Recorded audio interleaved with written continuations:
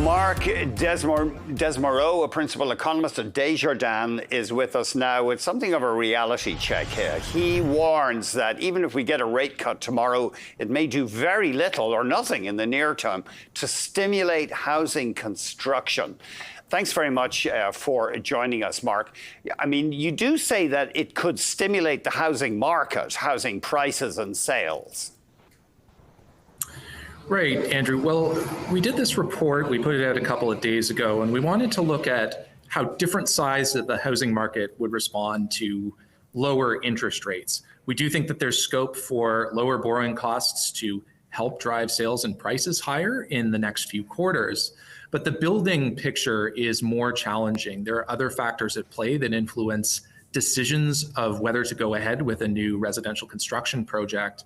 Many of those signals are not positive at this moment. So we think it'll be some time before the residential construction sector can respond positively to lower interest rates. And before we get into that, and your case is really interesting here, just remind us what has been happening with housing sales and prices, because the average price, obviously the rate of growth has slowed down, but they still are pretty high across the country. Well, it's a little bit like what's happening with inflation, where levels are still high, but growth rates are weaker than they were some time ago.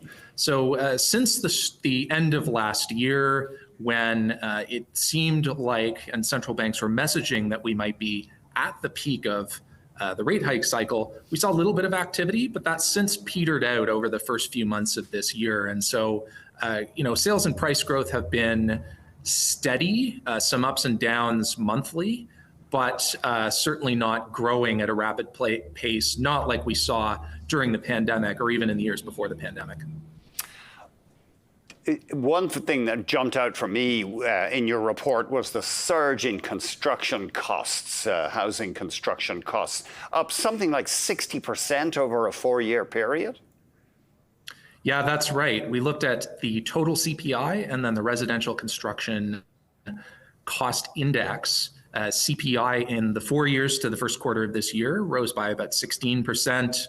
Residential construction costs rose by about 60% over that period. So it speaks to just how challenging it is to build new homes when costs are that high, disproportionately high in this sector. And that's something that we see holding back any potential response to lower interest rates. Is that partly municipalities larding on development fees?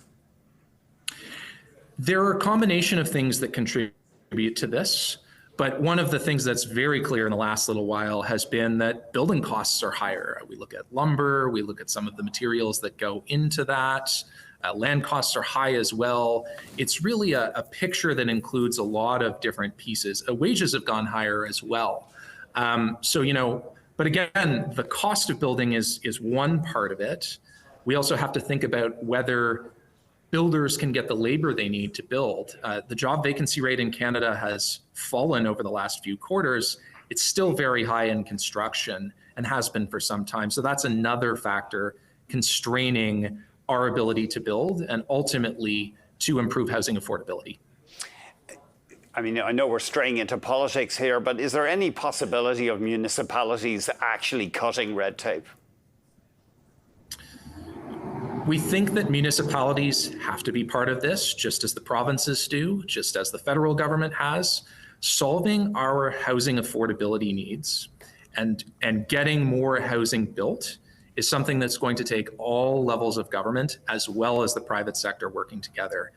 By our measures, affordability is either at or near record lows for home ownership across Canada. This is something that impacts our competitiveness as a nation, our status as a welcoming place to live, and everyone needs to be all hands on deck to get more homes built and ultimately to make affordability more of a reality. The Prime Minister said the other day that he wants to make homes more affordable for new purchasers, but he doesn't want house prices to fall, and he attracted some derision. Is he trying to have it both ways there? Well, look, I really try and focus on, and what we've really tried to focus on in this report was what would happen to supply and demand. And if we're thinking about how can we make affordability a reality in a sustainable way over the long run, we have to be talking about building more. And that's something that's going to take a few years. It's going to take time to build, particularly after this period that's been so challenging for those seeking to build more. When we consider construction costs, labor shortages in the industry, and still high interest rates. So we need to be realistic about what can be achieved over time. We can build more. We can do this over time, but it will take time. That's amazing that despite, sorry, we're tight for time, but despite all the politicians' rhetoric and promises and spending, it looks as though we can't get back up to 2021 home building starts levels. Our projection is that we will have fewer housing starts at the national level and in many provinces this year than we did last year and in the year before because of all those factors I mentioned. Interest rates are still high. Construction sector labor shortages are still acute, limiting our ability to build.